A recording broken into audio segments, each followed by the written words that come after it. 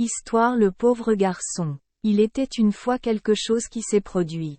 Si cela n'était pas arrivé, on ne le dirait pas. Il était une fois une pauvre veuve, si pauvre que même les mouches ne voulaient pas rester dans sa maison, et cette veuve avait 2 enfants, un garçon et une fille. Le garçon était un garçon si courageux qu'il aurait arraché la langue des serpents de leur bouche, et la jeune fille était si belle que les fils de l'empereur et les beaux princes de tous les pays attendaient avec impatience qu'elle grandisse pour pouvoir partir et lui faire la cour. Mais lorsque la jeune fille eut atteint l'âge de 16 ans, il lui arriva la même chose qui arrive à toutes les belles jeunes filles. Un dragon vint, la vola et l'emporta au loin sur les rives d'un autre pays. À partir de ce jour, la veuve aimait son fils des centaines et des milliers de fois mieux qu'auparavant, car il était désormais son unique enfant et sa seule joie au monde. Elle le regardait comme la prunelle de ses yeux et ne le laissait pas s'éloigner d'elle d'un seul pas.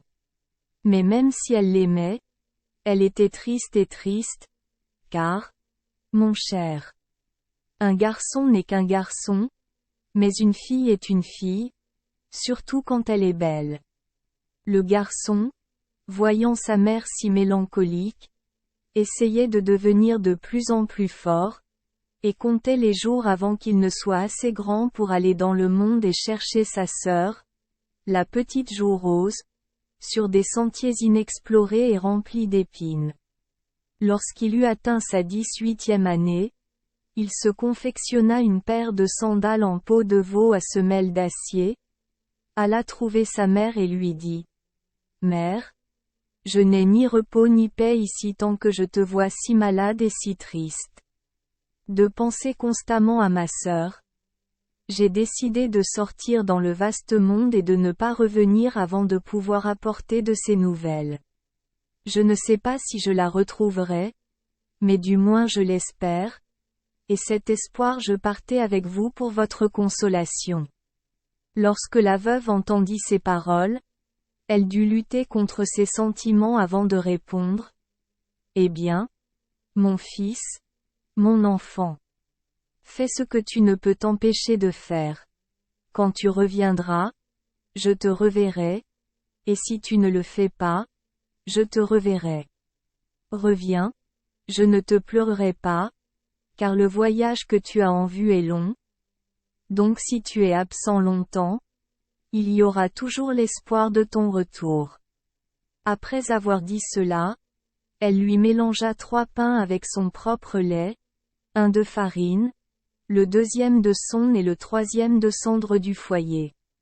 Le garçon mit les pains dans son sac à dos, fit ses adieux à sa mère et partit dans le monde comme un pauvre garçon pour qui tous les chemins sont également longs, tous les ponts également larges, et qui ne sait quelle direction prendre. À la porte, il s'arrêta, jeta un regard à l'est, un à l'ouest, un au nord et un au sud, puis prit une poignée de poussière sous le seuil de la porte, la dispersa au vent, et tourna ses pas dans la direction où il était porté par la brise.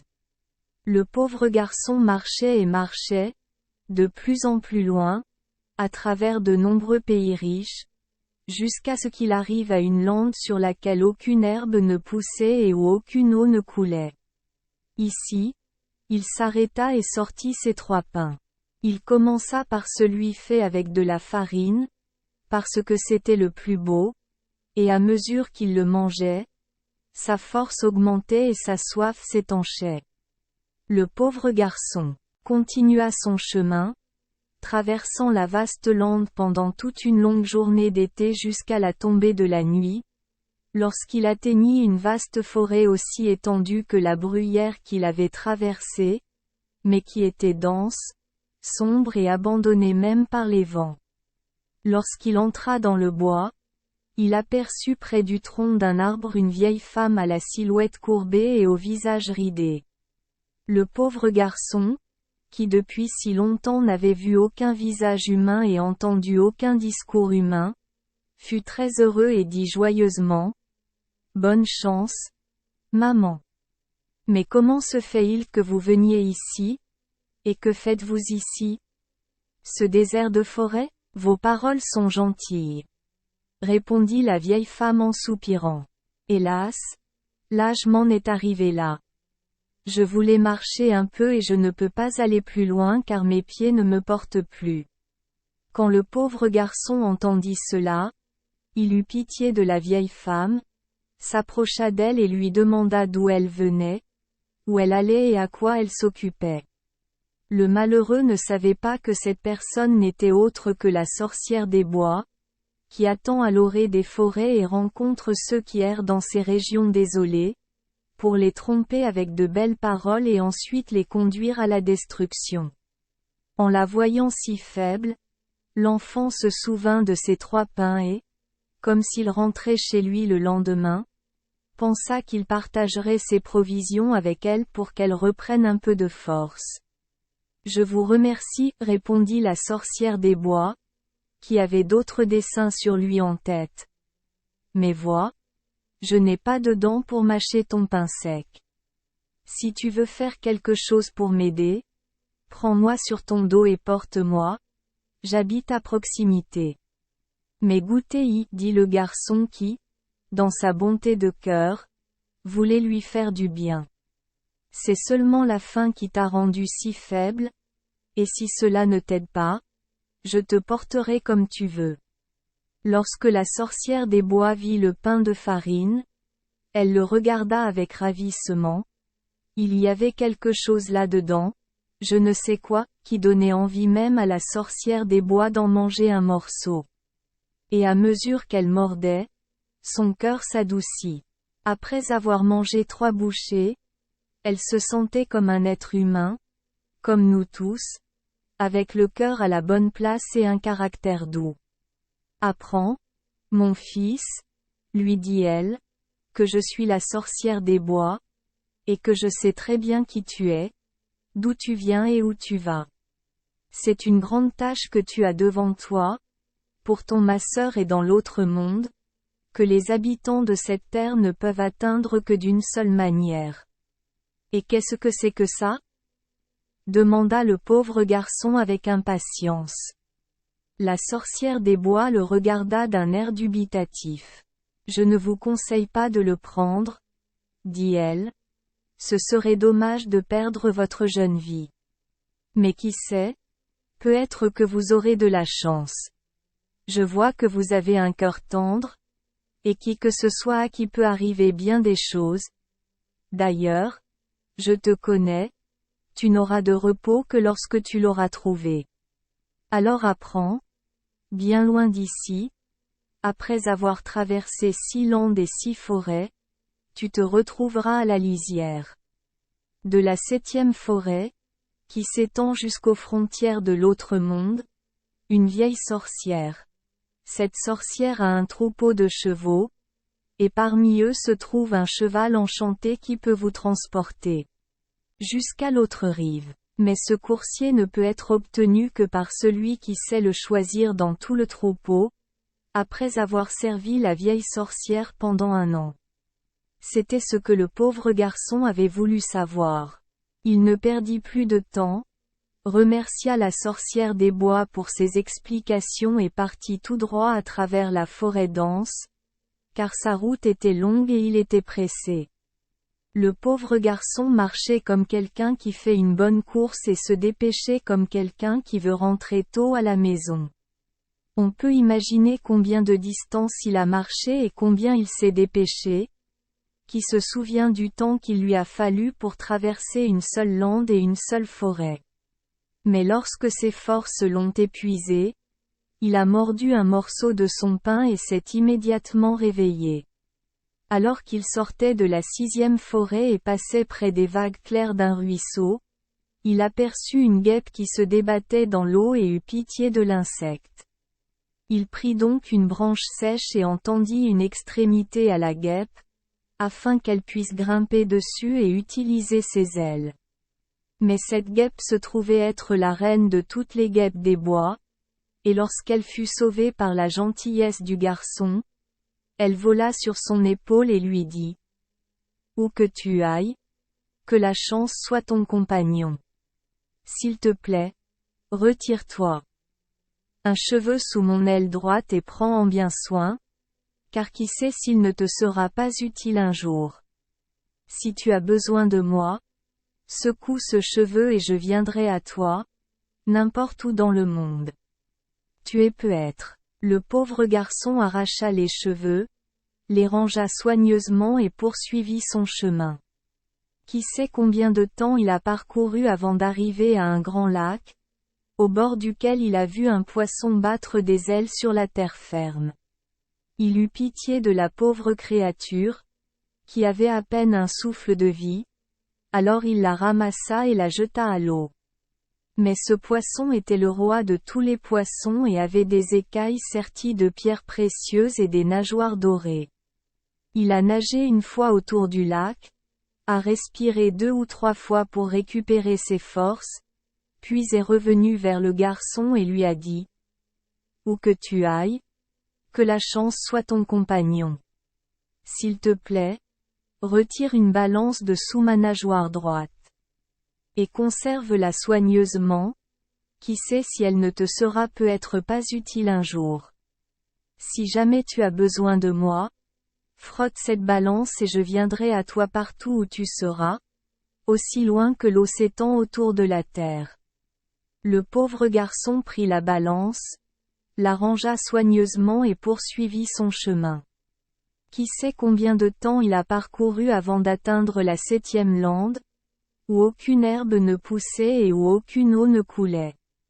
Là, il trouva sur son chemin une taupe qui avait été surprise en surface par la lumière du jour, et qui tâtonnait maintenant pitoyablement dans son aveuglement, incapable de trouver son terrier où mouraient ses enfants, bien qu'elle ne soit qu'à un seau.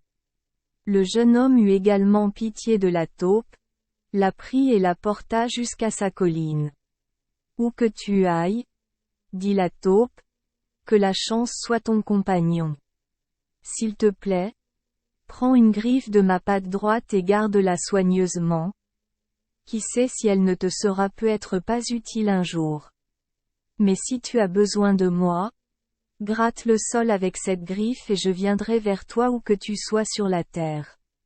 Le pauvre garçon prit la griffe, la rangea soigneusement et repartit à travers la lande sans fin vers la forêt invisible qui s'étendait aux frontières de l'autre monde. Combien de jours et de nuits il a parcouru cette lande, Dieu seul le sait. Mais un matin, en se réveillant, il aperçut au loin, aussi loin que si c'était dans l'autre monde, un trait de lumière comme le feu que les bergers construisent à l'entrée du bercail. C'était la maison de la sorcière qui possédait le cheval enchanté. Le pauvre garçon fut très heureux de se trouver si près de la fin du monde, et sa joie augmenta jusqu'au soir du 3e jour. Il atteignit la maison de l'enchanteresse.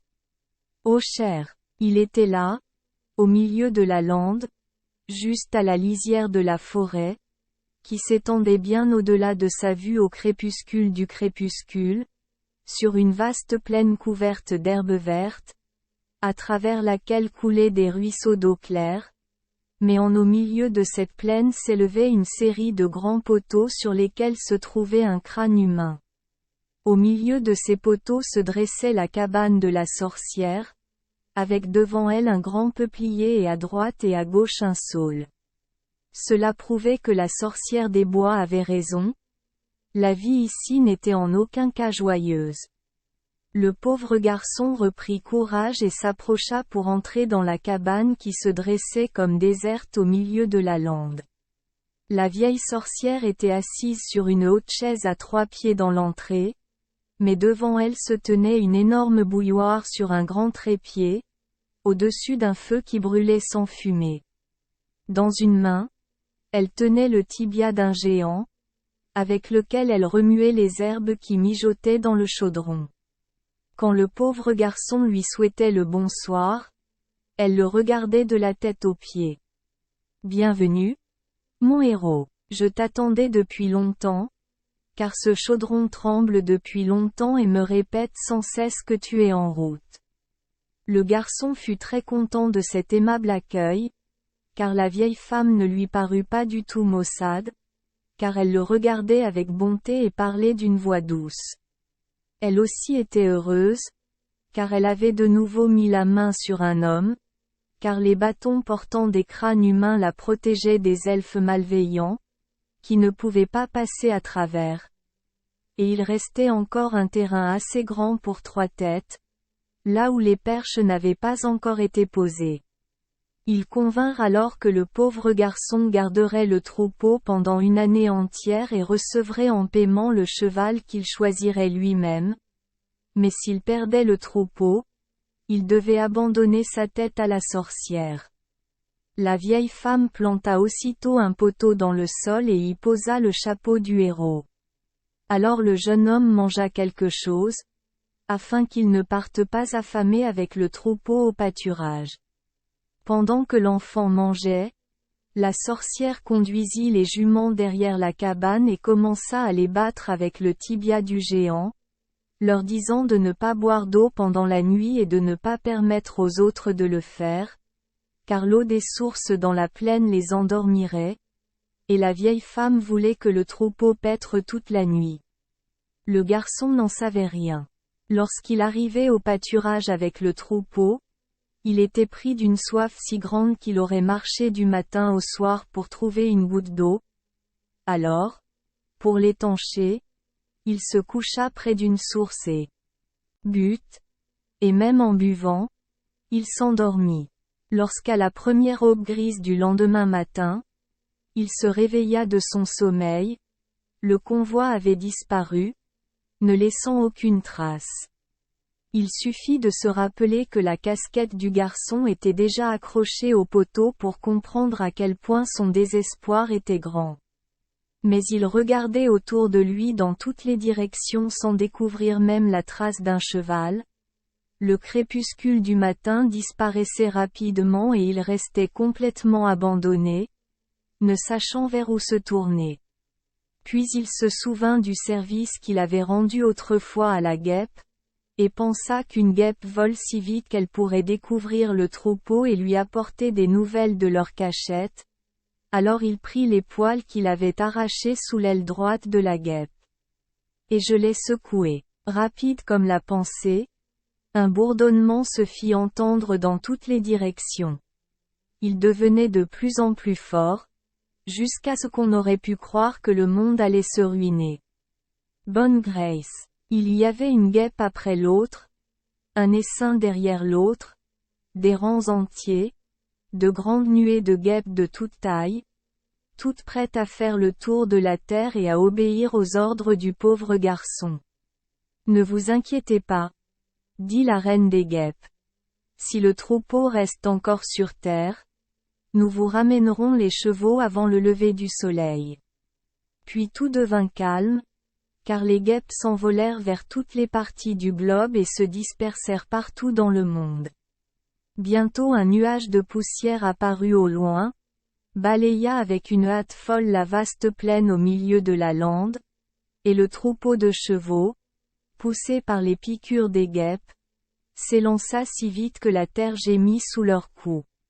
Sabot. Le pauvre garçon a remercié les guêpes pour leur aide, puis s'est rendu à la cabane comme si de rien n'était.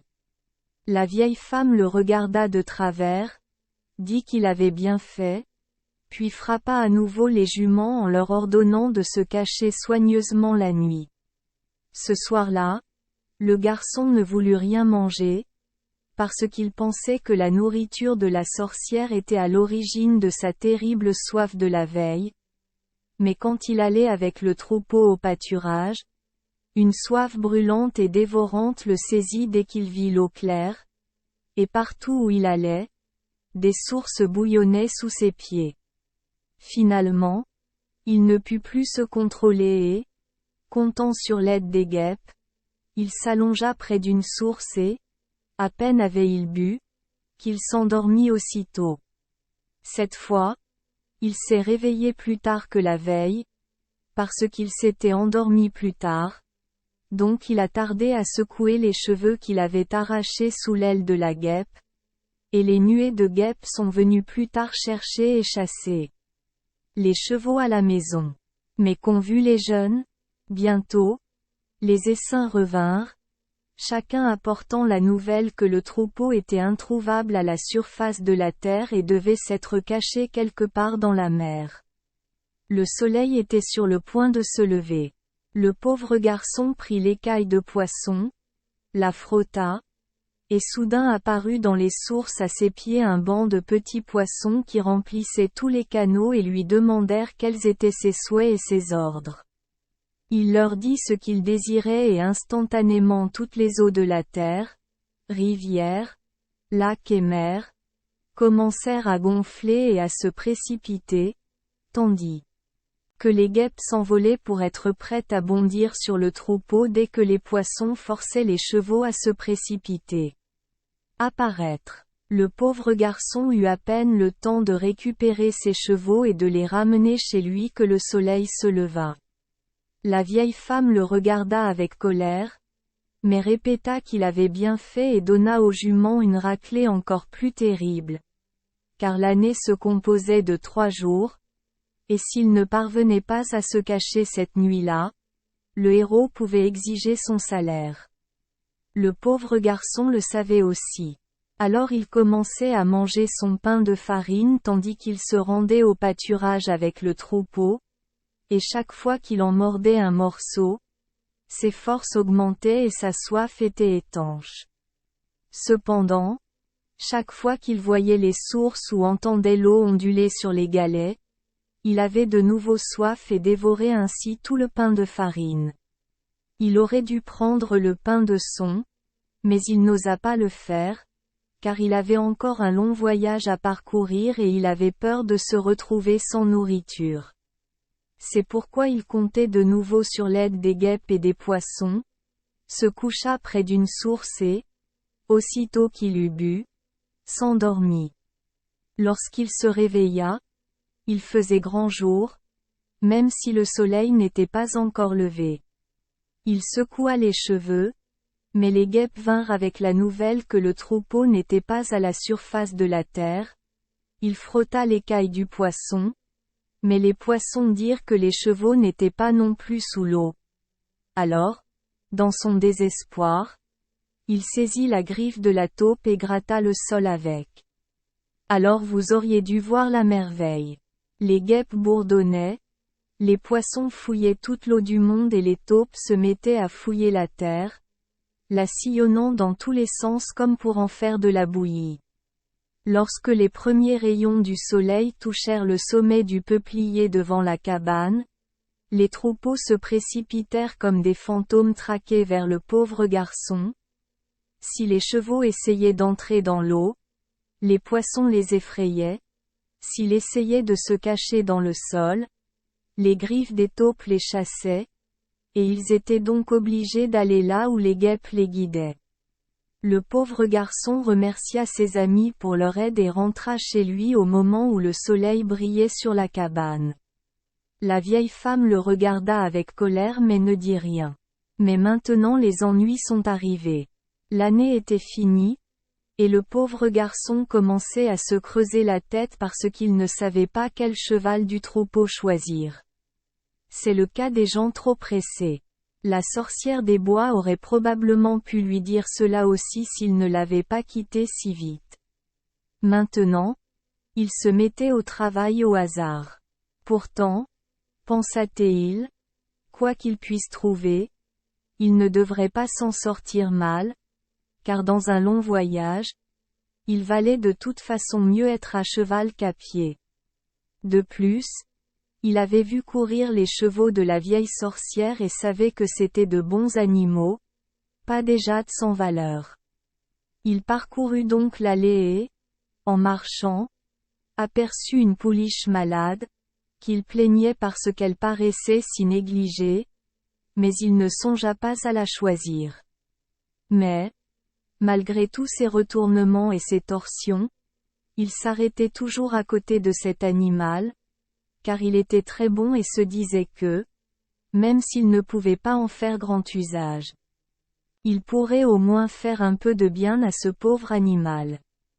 Service. Qui sait, dit-il, si je le peigne, le brosse et le cure, peut-être qu'il fera un bon cheval.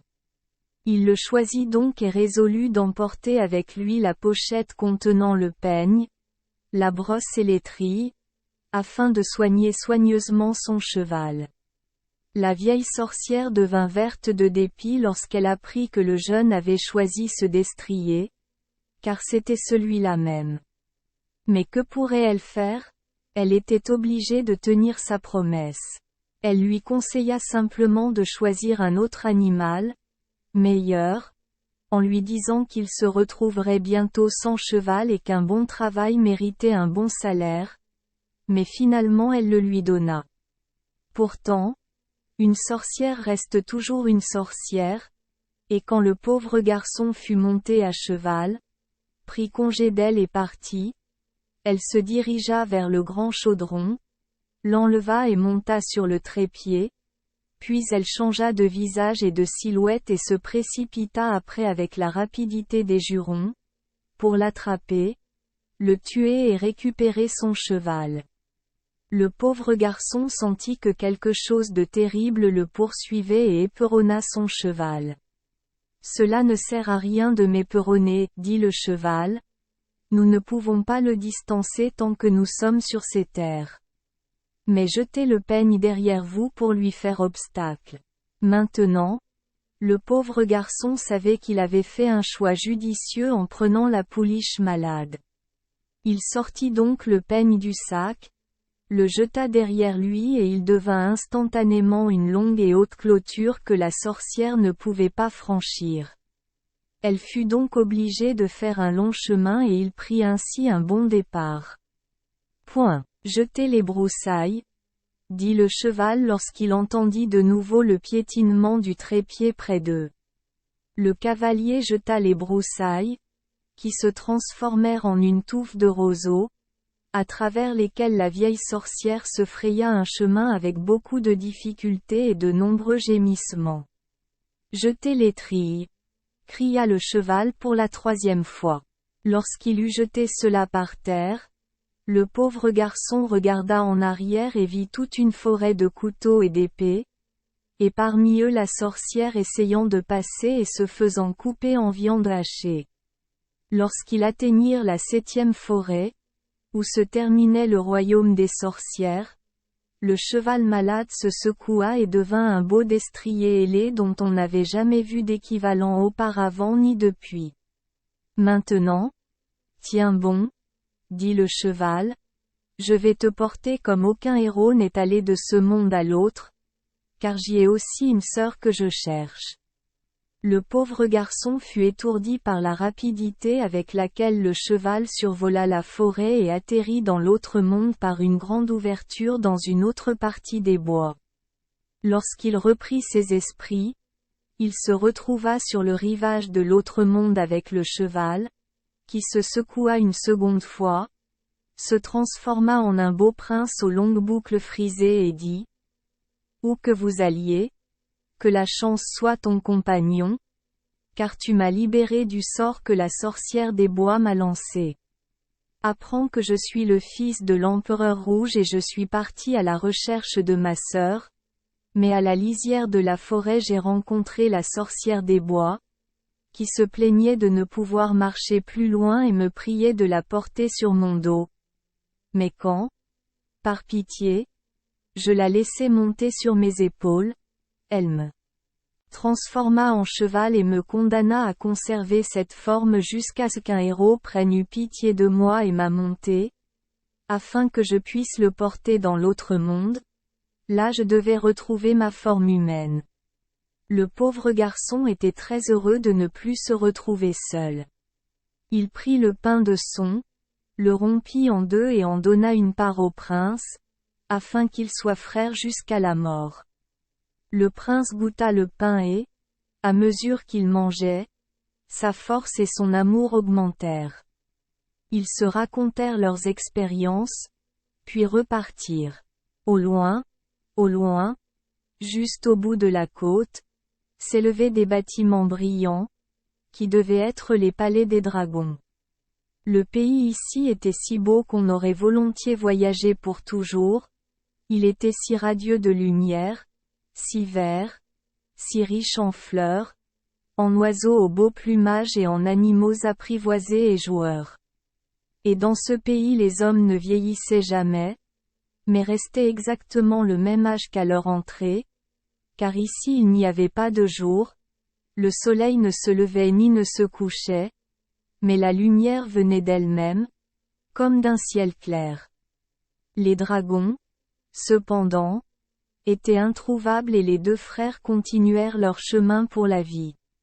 Après avoir marché 3 jours de marche, ils atteignirent les beaux palais et s'arrêtèrent devant eux, parce qu'ils étaient si merveilleusement beaux, avec de hautes tours et des murs construits de pierres douces comme du velours, recouverts de plaques de neige, qui avaient été séchées au soleil. Mais ils semblaient vides et déserts. Le pauvre garçon et le prince entrèrent, parcoururent toutes les pièces remplies d'ornements coûteux et, ne voyant personne, pensèrent que le dragon devait sûrement être parti à la chasse et décidèrent de l'attendre. Mais ils furent surpris de ne pas trouver leur sœur ici. Chacun s'étendit sur un des beaux divans et allait se reposer, quand tout à coup tous deux se relevèrent, étonnés de ce qu'ils entendaient. Cher moi, c'était une chanson si touchante qu'elle eût adouci jusqu'aux pierres. Cela donnait à ceux qui écoutaient le sentiment d'être au paradis, et les notes étaient prononcées par une voix de femme. Les deux compagnons n'écoutèrent pas longtemps, mais se précipitèrent dans la direction d'où venait le bruit. Voici ce qu'ils virent. Dans une partie du palais se trouvait une tour de verre, et dans cette tour était assise une jeune fille qui tournait, chantait et pleurait, mais ses larmes, en tombant, se transformèrent instantanément en perles. Cette jeune fille était si belle que, si elle avait été au monde, 2 hommes se seraient entretués pour elle. Quand les héros la virent, ils restèrent immobiles et la regardèrent avec envie, mais la jeune fille cessa de tourner, et ne chanta ni ne pleura, mais les regarda avec étonnement. Elle n'était la sœur d'aucun des 2 jeunes, mais comme cela arrive habituellement dans de tels cas, le pauvre garçon supposait qu'elle était la sœur du prince, et le prince pensait qu'elle était la sœur du pauvre garçon. Je resterai ici, dit le pauvre garçon, et tu pourras continuer, délivrer ma sœur et l'épouser. Non.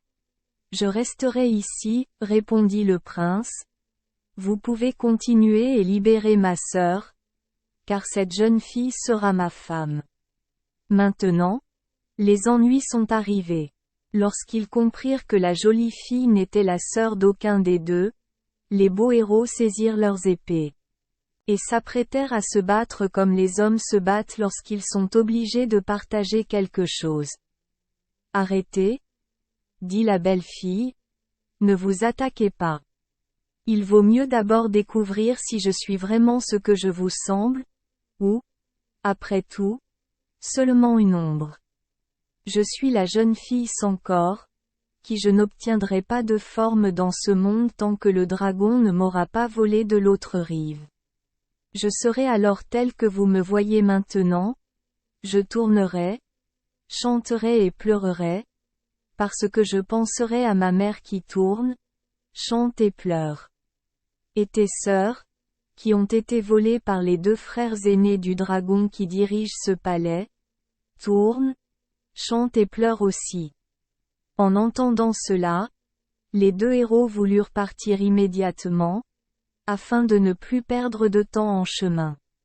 Arrêtez, ne soyez pas trop pressés, dit la jeune fille sans corps. Vous pensez probablement que vous vaincrez les dragons par simple volonté? De grandes actions vous attendent.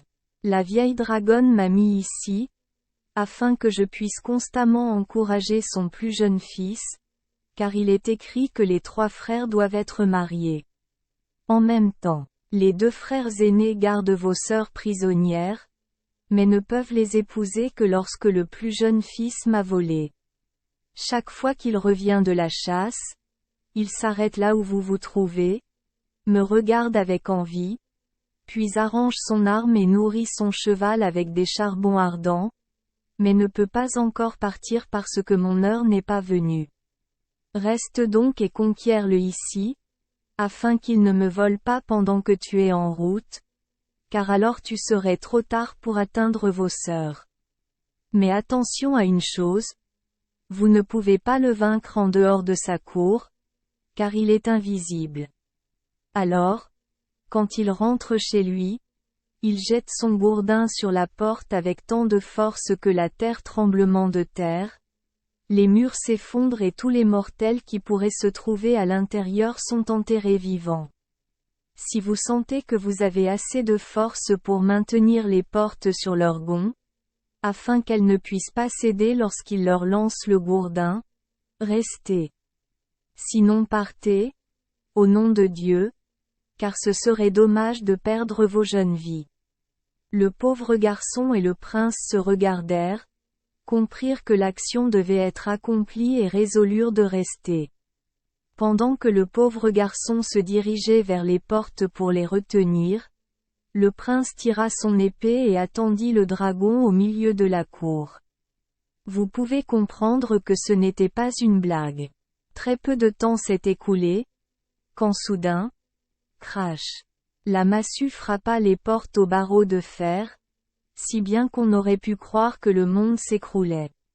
Le pauvre garçon pensait que les muscles de son cœur se briseraient en deux sous la terrible tension et que les murs s'effondreraient jusqu'à leur fondation, mais il tenait les portes sur leurs gonds. Lorsque le dragon vit que le palais ne s'effondrait pas, il resta immobile, surpris. Qu'est-ce que cela signifie? Il a dit. J'ai dû devenir très faible depuis hier. Il ne se doutait pas de ce qu'il attendait. Quand, avec quelques difficultés, il ouvrit la porte, il ne remarqua pas le pauvre garçon, mais se dirigea droit vers le prince, qui se tenait dans une terreur mortelle au milieu de la cour, car après tout, à quoi s'attendre? Un dragon est un dragon, et non une fille en tenue de femme.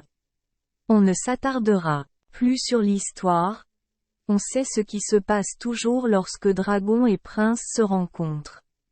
Ils commencèrent la bataille. Le prince était un héros, mais le dragon était le plus jeune de 3 frères. Ils se sont battus à l'épée, qui sait combien de temps?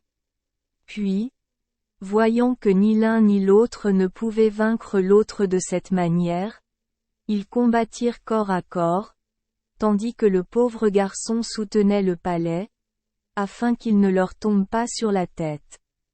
Quand le pauvre garçon vit que ses forces faiblissaient et qu'aucun des deux ne parvenait à vaincre l'autre, il cria à haute voix, « Saisissez-le et jetez-le à terre, je ne peux plus tenir. » Le prince saisit le dragon, rassembla toutes ses forces et le jeta à terre, de sorte que ses os se brisèrent et qu'il resta sans connaissance, puis il prit la fuite en toute hâte, franchit en courant la porte entr'ouverte et entraîna le pauvre garçon après lui. Les murs tombèrent, les immenses palais splendides s'écroulèrent et, pour ainsi dire, enterrèrent le dragon vivant. Rien ne restait debout sauf la tour de verre, désormais vide et déserte. La Vierge sans corps en avait disparu au moment même où personne ne pouvait plus la voler à l'autre monde. Les 2 camarades remercièrent le Seigneur d'avoir pu accomplir leur tâche jusqu'à présent et continuèrent leur chemin, marchant et marchant, jusqu'à ce qu'ils atteignirent le palais du 2e dragon. Déjà au loin, ils aperçurent la tour de verre et entendirent le chant lamentable, mais le cœur du pauvre garçon battait plus fort, car plus il s'approchait, plus il reconnaissait distinctement la voix de sa sœur. Lorsqu'ils atteignirent le magnifique grand palais et virent la jeune fille dans la tour de verre, tous deux se précipitèrent pour pénétrer par effraction dans la tourelle et la serrer dans leurs bras. Mais les affaires ne pouvaient pas être gérées aussi facilement. La jeune fille dans la tour de verre, qui était en réalité la sœur du pauvre garçon, les regardait avec surprise. Mais quand il lui dit qu'il était venu la délivrer des griffes du dragon, elle répondit qu'elle ne le connaissait pas, et que ni sa figure ni sa forme ne ressemblaient à son frère. Grande fut la douleur du pauvre garçon lorsqu'il vit que sa sœur ne voulait rien avoir à faire avec lui, bien que pour elle il ait traversé tant de landes et rencontré tant de dangers, mais sa tristesse devint encore plus grande lorsqu'elle commença à se plaindre de ce qu'elle mourait d'amour pour le dragon. Chaque jour, disait-elle, il venait et la regardait avec ardeur, et pourtant, jour après jour, il la retenait prisonnière et ne l'épousait pas. Pourtant, cela était supportable pour le pauvre garçon, car elle n'était que sa sœur. Mais quand le prince vit la jeune fille, entendit sa voix et comprit son amour pour le dragon, il devint complètement frénétique. Eh bien, si vous ne venez pas, nous vous enlèverons de force, dit-il, prêt à prendre tout le palais sur son dos et à s'envoler avec lui vers l'autre rive. Doucement, doucement, dit la jeune fille. S'il en était ainsi, il me suffirait d'arracher un clou de cette paroi de verre pour faire tomber tout le palais sur vos têtes. Mais je plains votre jeunesse et je vous conseille de ne pas rester ici longtemps, car mon fiancé pourrait attraper toi, et tu n'auras personne pour pleurer sur toi. Le pauvre garçon sortit alors son gâteau de cendre de son sac à dos et dit, « Sœur, goûte simplement ce pain, et dis ensuite que je ne suis pas ton frère. » Elle tendit la main et les parois vitrées s'ouvrirent. Mais après avoir pris le pain et l'avoir goûté, elle sentit qu'il avait été mêlé au lait de sa propre mère, et fut prise d'un mal du pays si terrible qu'on aurait pu pleurer de pitié. Avant, dit-elle précipitamment, fuyons, car s'il nous trouve ici, malheur à vous. Le pauvre garçon la prit dans ses bras et l'embrassa, parce qu'elle était sa sœur, mais le prince l'embrassa aussi, parce que... parce qu'il était le frère juré du pauvre garçon. Puis ils convinrent de servir ce dragon comme ils avaient servi son frère. Alors ils attendirent un moment, reçurent le dragon comme il le méritait, le conquirent, et après avoir remercié Dieu d'avoir eux aussi surmonté ce péril, repartirent pour délivrer la fille de l'empereur. Mais voici que de nouveaux ennuis survenaient. La princesse ne voulait pas être secourue et le prince n'avait sur lui aucun signe par lequel elle aurait pu le reconnaître comme son frère. En vain le pauvre garçon lui disait que si elle ne venait pas de son plein gré, il l'enlèverait de force. Elle gardait la main sur le clou dangereux et il était impossible de l'amadouer. Je dois mentionner que cela serait dur pour eux s'il attendait le dragon. Car il n'y avait que 2 champions, et si l'un soutenait le palais en gardant les portes sur leurs gonds et que l'autre attendait le dragon au milieu de la cour, personne ne pouvait les protéger du clou. Laissez-moi m'en occuper, dit le pauvre garçon, qui, depuis qu'il avait vu la princesse, était devenu assez affolé. Soit sa vie, soit la mienne.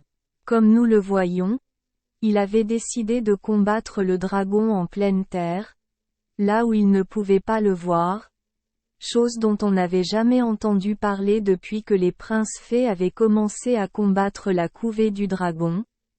Car s'il est difficile de vaincre un dragon, il est doublement difficile d'en vaincre un lorsqu'il est invisible, et personne n'avait jamais pensé à un tel exploit. Le prince et la sœur du pauvre garçon se cachèrent dans un fossé près du palais, pour que le dragon ne les voie pas. Mais le pauvre garçon se postait un peu derrière la porte et attendait que le dragon lance sa massue, pour s'approcher de lui, car lorsqu'il n'aurait plus de massue il serait obligé de se battre soit avec son épée, soit avec ses poings. Bientôt, crash, la massue frappa la porte au barreau de fer, Mais le pauvre garçon ne fut pas lent, il ouvrit l'autre porte et s'enfuit avec elle, laissant le palais tomber en ruine derrière lui. Allez, si tu as le courage de te montrer, cria Théil, croyant que le dragon répondrait et ainsi se trahirait. Mais le dragon sentit qu'il avait trouvé son adversaire et ne songea pas à parler, mais, invisible pour le jeune homme, s'approcha, dégaina son épée et visa droit sur la tête de son ennemi pour la trancher, mais le coup ne fit que briser la tête du garçon. Mâchoire. La blessure blessait le pauvre garçon, mais elle lui plaisait aussi, car il savait désormais où chercher son ennemi. Alors il se précipita dans la direction d'où était venu le coup, frappa et sentit qu'il touchait la chair, frappa encore, et sentit encore qu'il avait frappé, et continua ainsi à donner des coups courts et rapides avec lesquels il poussa le coup. Dragon. Devant la pointe de son épée. Soudain, il s'aperçut qu'il ne frappait plus rien et que le dragon s'était enfui.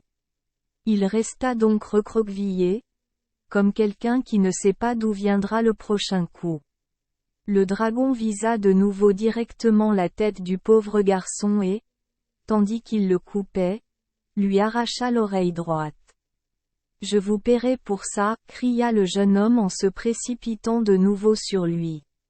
Mais sa force était désormais grandement diminuée, et il ne frappa le dragon que 2 fois avant de le perdre de la pointe de son sabre. La princesse regardait leur bataille depuis sa tour, restée debout, et, tout en les regardant, elle s'étonnait du courage héroïque du pauvre garçon. Mais lorsqu'elle vit le dragon donner un 3e coup à la tête du jeune homme, elle cria « Cher héros, tourne à droite et crache 3 fois, alors tu pourras voir ton ennemi. » Quand le pauvre garçon entendit cela, il se sentit 100 000 fois plus fort qu'avant, et comme il se tourna à droite, cracha et vit le dragon, il se précipita sur lui, le saisit dans ses bras et le serra si fort qu'il lui brisa tous les os et le jeta à terre, mort comme une souris. Le prince et le pauvre garçon ne perdirent pas de temps et se préparèrent à rentrer chez eux. La princesse embrassa le pauvre garçon et son oreille et son menton guérirent instantanément, de sorte qu'il paraissait encore plus beau qu'avant. Puis les 2 camarades se rendirent aux écuries du dragon, cachées sous les fondations du palais déchu. Chacun prit un cheval enchanté, monta à cheval, y hissa sa fiancée et se hâta de rentrer chez lui. Si l'empereur rouge n'avait été qu'un simple mortel, il se serait réjoui, mais il était en plus un souverain. Il partagea son empire entre son fils et le mari de sa fille. Le pauvre garçon est allé chez sa pauvre mère pour la conduire au tribunal et, quand elle est arrivée, un mariage a été célébré, mon cher. Un mariage dont on parlera aussi longtemps que le monde sera debout. En selle puis je me suis jeté, cette histoire à raconter aux petits et aux grands. Merci les enfants des Esperluette Croisillon 39. Avoir écouté des contes de fées au jour Esperluette Croisillon 39. 8.